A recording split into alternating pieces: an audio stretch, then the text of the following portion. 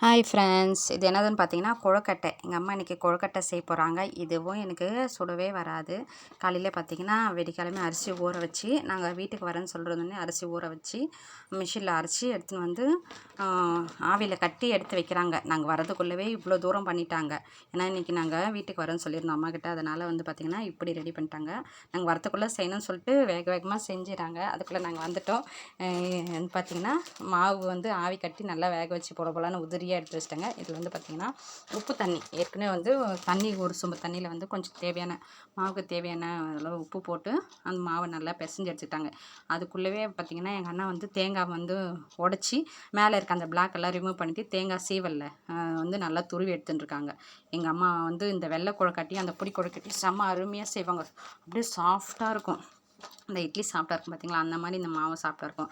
தேங்காய் பார்த்திங்களா, எங்கள் அண்ணன் எப்படி சூப்பராக வந்து துருவி வச்சுருக்காங்க. அந்த ஒரு கருப்பு கூட இல்லாமல் அந்த தேங்காய் மாவை நல்லா குழி பண்ணிவிட்டு அதில் வந்து தேங்காயும் சர்க்கரையும் வச்சு நல்லா பால் மாதிரி அம்மா பிடிச்சி கொடுப்பாங்க. அண்ணன் வந்து ஃபைனாக வந்து உருட்டி இந்த ஆவியில் வேக வைப்பாங்க. இது வந்து பார்த்திங்கன்னா பசங்க வந்து ரொம்ப விரும்பி சாப்பிடுவாங்க. அவங்களுக்காக செய்கிறாங்க. எனக்கு வந்து பார்த்திங்கன்னா வெல்லம் தேங்காய்லாம் போட்டு ஒட்டுக்காக பிசைஞ்சிட்டு அந்த பிடிச்சி வைப்பாங்க பார்த்திங்களா, அந்த கொழுக்கட்டை எனக்கு ரொம்ப பிடிக்கும். இது கொஞ்சம் அவங்களுக்காக கொஞ்சம் செஞ்சுட்டு எனக்காக வந்து கொஞ்சம் செஞ்சு கொடுத்தாங்க. இது வந்து பார்த்திங்கன்னா எல்லாத்தையும் பிடிச்சிட்டாங்க. இப்போ வந்து இட்லி பானையில் வந்து பார்த்திங்கன்னா தண்ணி ஊற்றி நல்லா சூடு ஆவியை வந்த பிறகு கேஸ் மேலே வந்து வச்சுட்டு அப்படியே வச்சுட்டாங்க. அப்போ அந்த ஆவியில் இருக்கும்போது தான் சீக்கிரம் வந்து கொழுக்கட்டை ரெடி ஆகும்னு சொல்லிட்டு அப்படி பண்ணுவாங்க.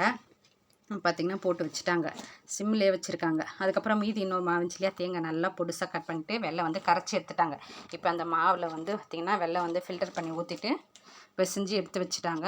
அதுக்குள்ளே பார்த்திங்கன்னா இங்கே கொழுக்கட்டையும் வந்துடுச்சு.